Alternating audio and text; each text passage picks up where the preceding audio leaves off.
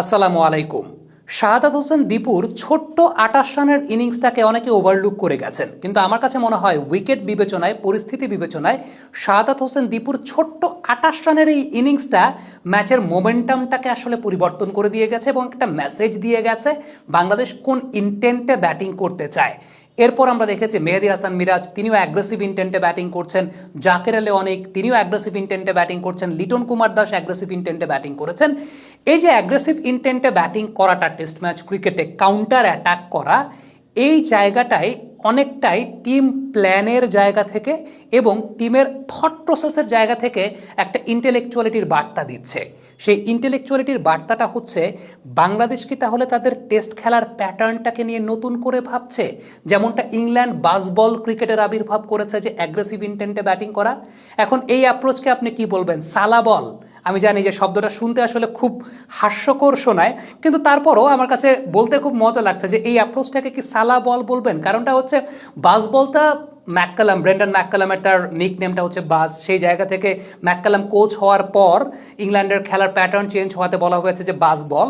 এখন সালাউদ্দিন স্যার বাংলাদেশ ব্যাটিংয়ের দায়িত্ব নিয়েছেন, সালাউদ্দিন স্যার দলটার সঙ্গে আছেন।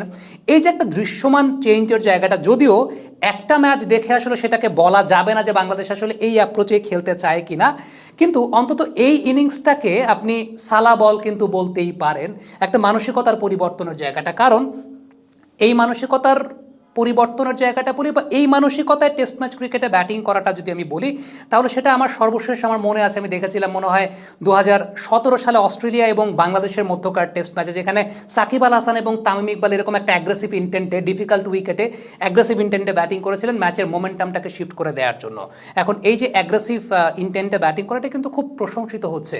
সো ওই যে বাস বল থেকে সালা বল কিনা, সেটা হয়তো বা আপনারাই পরবর্তী সময় যুক্ত করবেন। যদিও আমি আবারও বলছি যে একটা ইনিংস দেখে সেটাকে তো ওইভাবে গ্লোরিফাই করা যায় না, কিন্তু জিনিসটা দেখতে ভালো লেগেছে। এবং এই যে মানসিকতার পরিবর্তনটা, কারণ হঠাৎ করে দলের সঙ্গে যুক্ত হয়ে সালাউদ্দিন স্যার কিন্তু all of a sudden technique পরিবর্তন করতে পারবেন না, অল অফ আ সাডেন একজন ব্যাটসম্যানের স্কিল পরিবর্তন করতে পারবেন না, এটা একটা লঙ্গার পিরিয়ডের কাজ।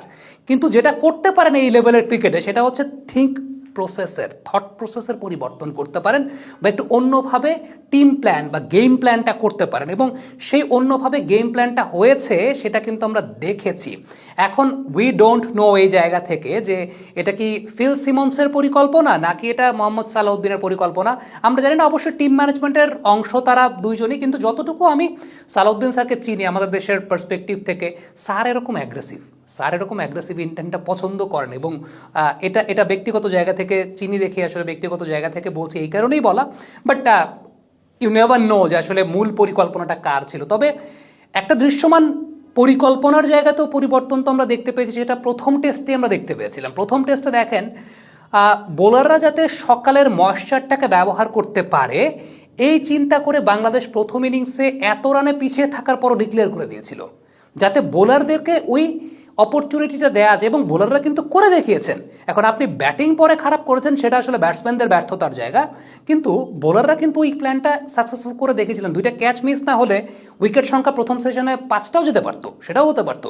কিন্তু ওই যে পরিকল্পনার জায়গাটা, একদম আমি 100% শিওর এই ডিসিশনটা যদি অস্ট্রেলিয়া টিম নিত, বিভিন্ন পত্রপত্রিকা অস্ট্রেলিয়া টিমকে একদম কিংবদন্তি তুল্য বানিয়ে যে এইভাবেই তো টেস্ট ক্রিকেট খেলে, এটাই তো কালচার, এটাই তো ক্রিকেটের আগ্রাসনের জায়গা, অস্ট্রেলিয়া করতো, ইংল্যান্ড করতো, ইন্ডিয়া করতো, নিউজিল্যান্ড করতো, সবাই এটাকে প্রশংসায় ভাসিয়ে দিত।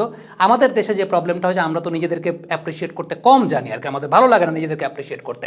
সো ওই জায়গাটায় বাংলাদেশের এই সিদ্ধান্ত নিয়ে ওইভাবে কথাবার্তা হয়নি। বাট আমার কাছে মনে হয়েছে এটা একটা অনেক বড় সাহসী সিদ্ধান্তের জায়গা, এবং এটার সঙ্গে যে টিম ম্যানেজমেন্ট, যে কোচিং প্যানেল যুক্ত। টেস্ট ম্যাচ হারেন আপনি, কোনো সমস্যা নেই, কখনো কখনো হারলেও একটা নতুন জিনিস যখন আপনি যখন দেখবেন যে না, এই টিমটা চিন্তা করছে কিভাবে প্রোগ্রেস করা যায়, এই টিমটা ডিফেন্সিভ চিন্তা না, এই টিমটা আক্রমণাত্মক চিন্তা করছে, দেখতেও ভালো লাগে, এবং সেটা দেখতেও ভালো লেগেছে। জানি না বাংলাদেশের এই টিম ম্যানেজমেন্ট, এই কোচিং প্যানেল কতদিন পর্যন্ত থাকবে বা কী অবস্থা। আমার কাছে মনে হয় হোয়াট দে হ্যাভ ডান, দুইটা টেস্ট ম্যাচ আমরা দেখলাম, ওই টেস্ট ম্যাচের সিদ্ধান্তের জায়গা, গেম প্ল্যানের জায়গা, এই টেস্ট ম্যাচের সিদ্ধান্তের জায়গা, গেম প্ল্যানের জায়গা অবশ্যই 100-তে 100। ব্যাটিং টেকনিক ওয়াইজ বাংলাদেশের ব্যাটসম্যানরা আসলে অনেক পোর অবস্থায় আছে, সেই ব্যাপারে তো কোনো সন্দেহের জায়গা নেই, এবং এটা আসলে অনেক রুট লেভেলের জায়গার ব্যাপার। কিন্তু যেটা করতে পারে বাংলাদেশের বোলিং সাইডটা দুর্দান্ত ঠিক এই মুহূর্তে, কিন্তু ব্যাটিংয়ের এই যে প্ল্যানের জায়গাটা, যে ওকে টেস্ট ম্যাচটাকে আমরা ছোট ছোট পোর্শনে ভাগ করে অ্যাগ্রেসিভ ইন্টেন্টে ক্রিকেট খেলবো আমাদের লিমিটেশনের জায়গা অনুযায়ী, আমার মনে হয় they will get full marks on it, এবং সেটা বাংলাদেশের এই অ্যাপ্রোচটা আসলে খুব ভালো জায়গা ছিল।